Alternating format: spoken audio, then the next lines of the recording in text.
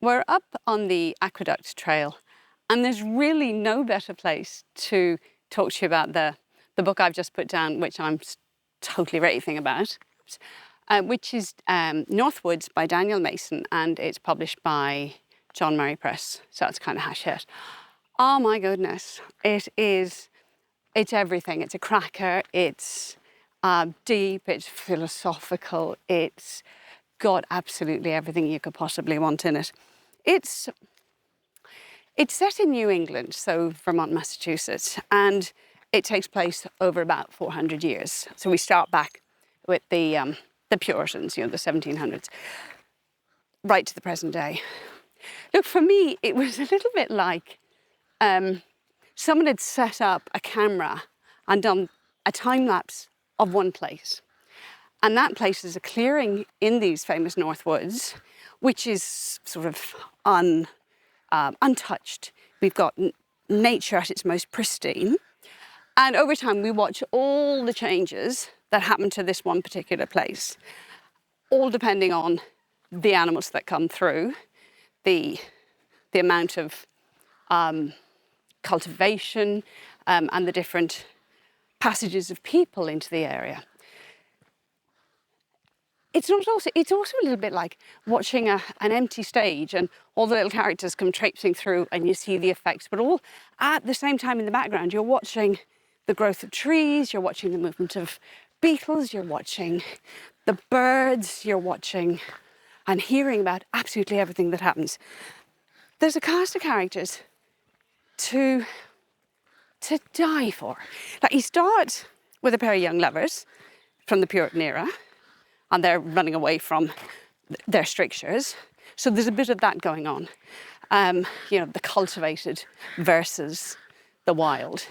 Then we get an orchardist, a soldier who actually finds an apple tree growing and he decides to cultivate a particular brand of apple. We've got his daughters who are twins.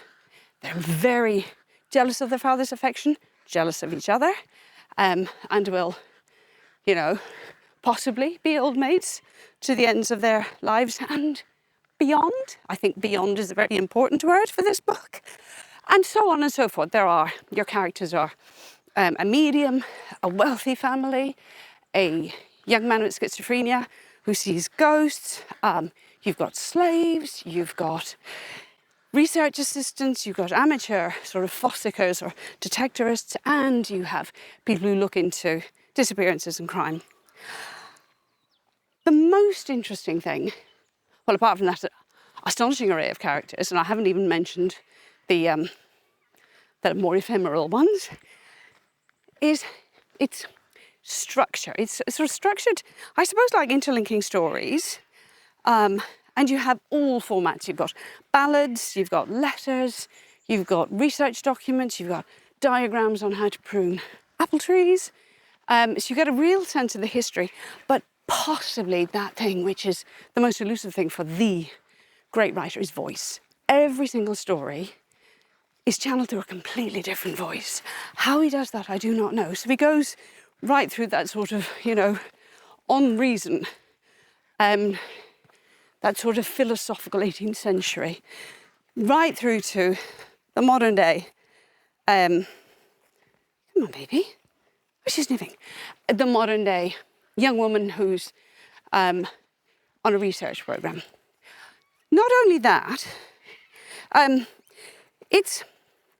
suppose with its structure, what we're looking at is how nature changes. We've got the voice of a lusty beetle, part of nature. We have a voice of how disease will bring everything down. And we're looking at this huge sort of, from the tiny cabin, or from the virgin space, small cabin, prosperous house, and then the decay that sets in. There's a mountain lion that comes through. There are a couple of murders.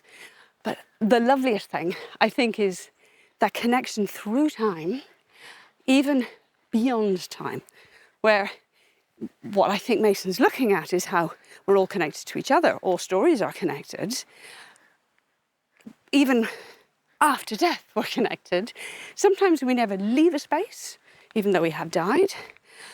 It's a little bit like reading, well, I suppose you could say it's a little bit like reading Richard Powers' bewilderment, no, better, overstory, or John McGregor's Reservoir 13, or Barbara Kingsolver, Prodigal Summer. All of these deal with nature, they deal with the climate, they deal with what we're doing. And even though we see this kind of sense of destruction, fire comes through, plants get diseased, they die, the house collapses.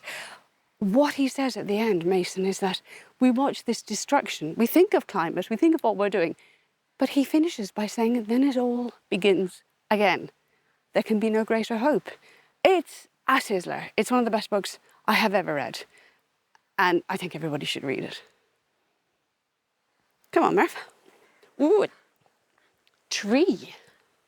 How are we going to get across that? Hey?